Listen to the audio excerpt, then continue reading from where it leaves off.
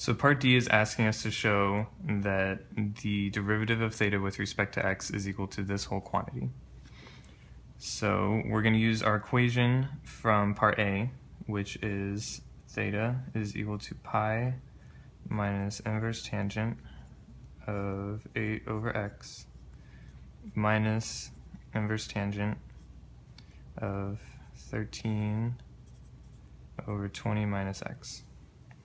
Now, to make things simpler, we're going to actually transform this equation a little bit to pi minus inverse cotangent of x over 8 minus inverse cotangent of 20 minus x over 13. So we're going to take the derivative of each side with respect to x. So we have the d theta dx is equal to the derivative of this whole part of the equation.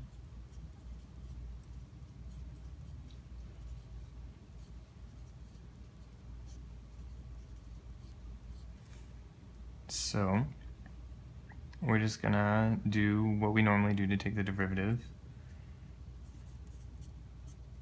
of something. And we're gonna be left with this, because I'm sure none of you really know how to find the derivative of an inverse trigonometric function. So we're going to do that now. So let's take inverse cotangent of 8 over x real fast. We're going to draw a triangle.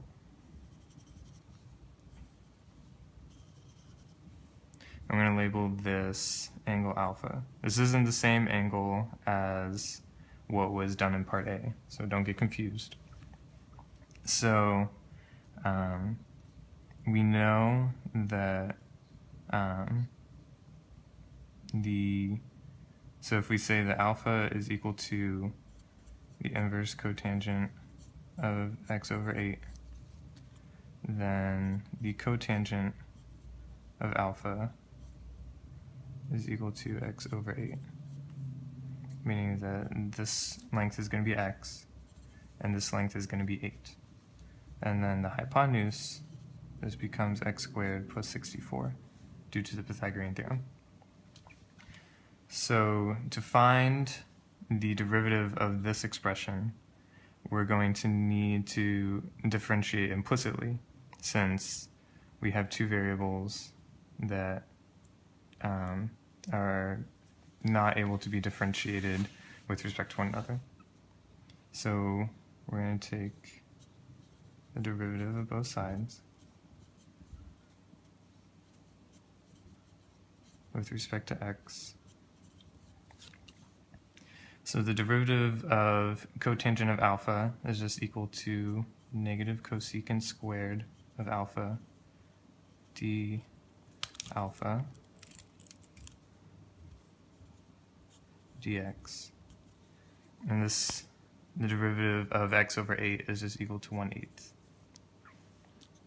So now we're going to solve for d alpha dx, which is equal to negative 1 over 8 cosecant squared of alpha. Now we're going to look back at our triangle, and we're going to determine what the cosecant of alpha is. And in this case, cosecant of alpha is just equal to square root of x squared plus 64 over 8. So we're going to put all that into this equation. So d alpha dx is equal to negative 1 over 8 times this whole quantity squared, because cosecant is squared. So we're going to rewrite this whole expression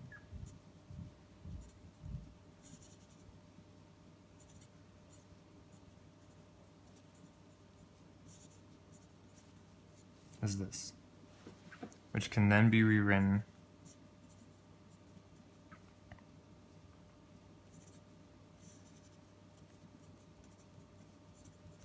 as that.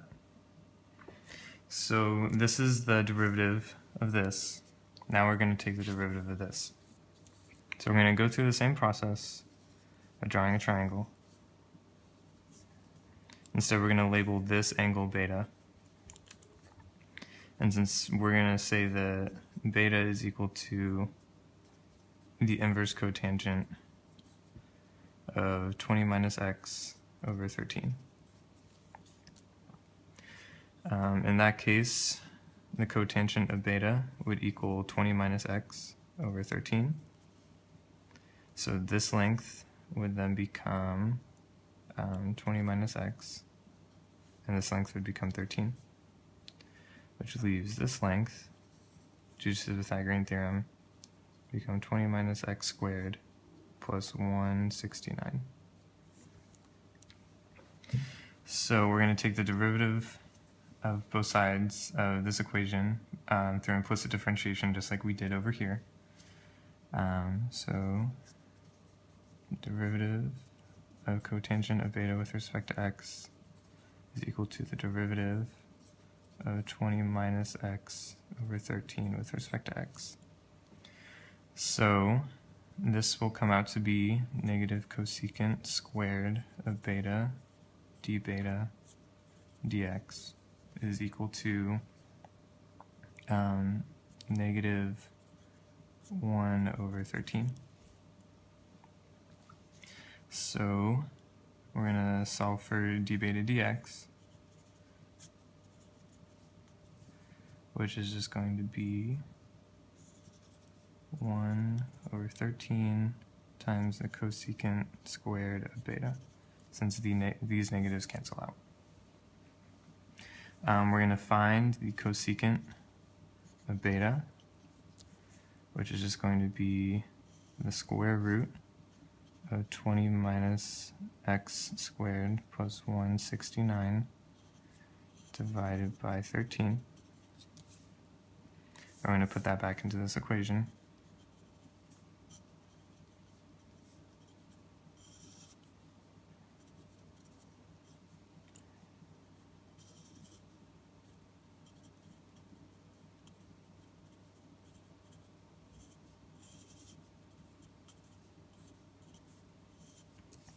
And that'll equal that.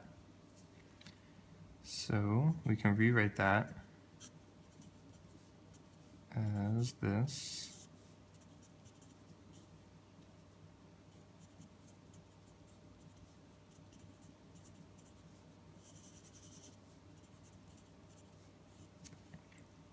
Which can then be rewritten as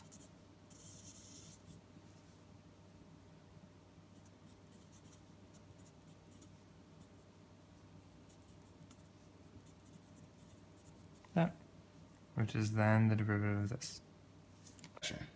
So we just found the derivatives of these inverse trigonometric functions. So now we're going to put them back into our equation. So we're going to have d theta dx is equal to negative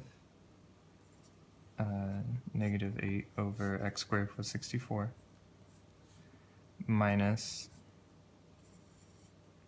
13 over 569 minus 40x plus x squared. So once we distribute the negatives, we're going to have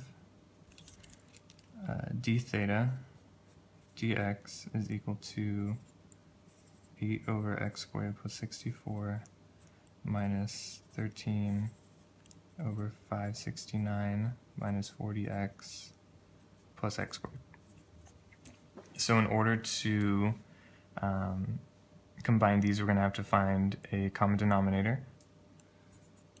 So we're going to rewrite this as 8 times 569 minus 40x plus x squared minus 13 times x squared plus 64 all over x squared plus 64 times 569 minus 40x plus x squared.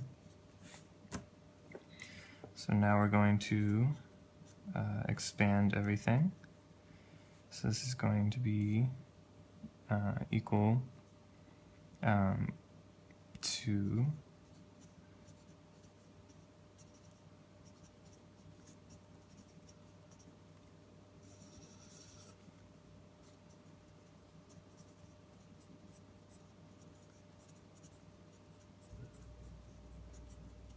this quantity after we combine a bunch of like terms.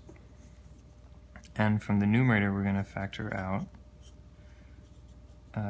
greatest common factor, which is 5. And it is going to end up as 5 times 744 minus 64x minus x squared over x squared plus 64 times 569 minus 40x plus x squared. That's what we had to prove up here. Okay, so part E is asking, use the results in part D or otherwise, determine the value of x corresponding to the maximum light intensity at point P. Give your answer to 4 significant figures. Okay, in part D, we found out that the derivative d theta over dx is equal to 5 times the quantity of 744 minus 64x minus x squared over x squared minus, or plus 64, my fault guys, times x squared minus 40x plus 569. Okay, when you're trying to find a maximum, the derivative of your graph is equal to 0 at the maximum point. So we set this derivative to 0. So 0 equals 744 minus 64x minus x squared over x squared plus 64 times x squared minus. Okay, so now we're trying to solve for x. And when you multiply the denominator to 0, it becomes 0, and you divide by 5, which is 0. So what we're really trying to find is 0 equals 744 minus 64x minus x squared. Okay, so I put it into the calculator as y equals 744 minus 64x minus x squared. And this is what that graph looks like. So then to find the intersecting point, so we can find out what x is, you do second calc, 0, left bound, and then right bound, and you guess, and then x equals 10.04, or 5 since we're rounding to 4 significant figures.